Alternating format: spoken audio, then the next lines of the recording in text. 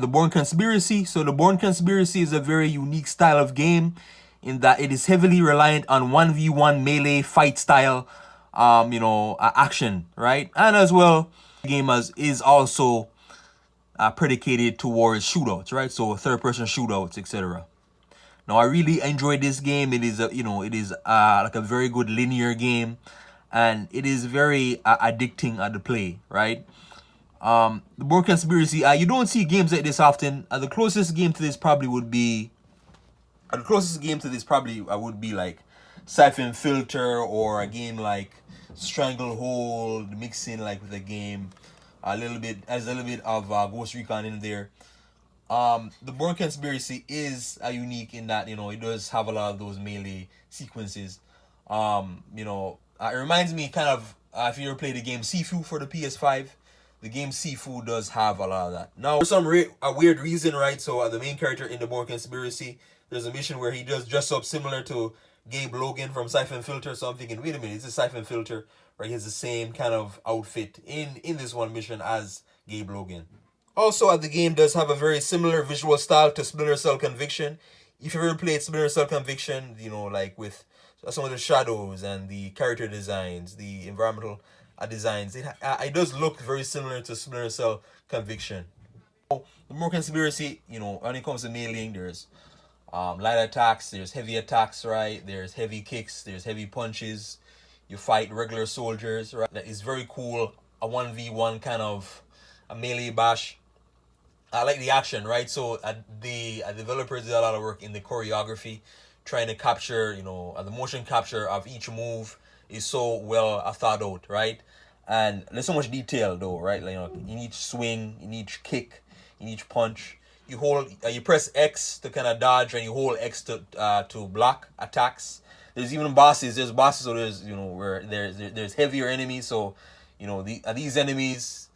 They can take a lot of damage, right? When it comes to like these bigger bosses, right, you gotta be more precise with your attacks, right? You gotta attack faster, and you gotta parry a lot, quicker.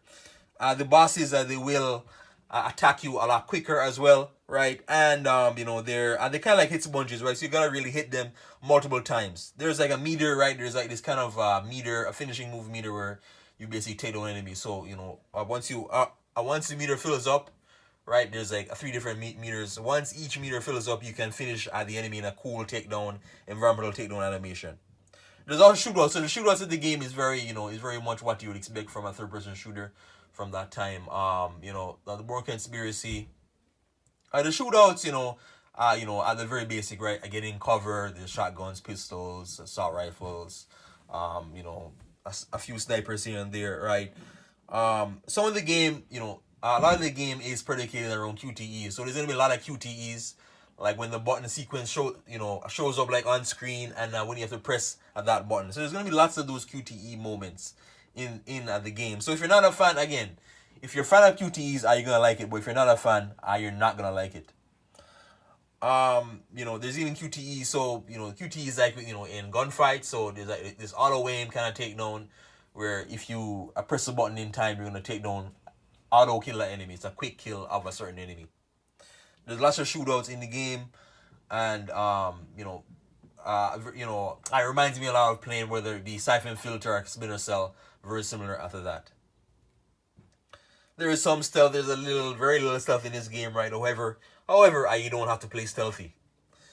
Now, there's also other stuff in the game too as well. Collectibles, there's like passport collectibles that you have that throw at the levels. That you have to find, and as well, there's this weird driving sequence. This weird, very weird driving sequence in the game, in the middle of the game or near the end of the game, where you have to escape, the cops.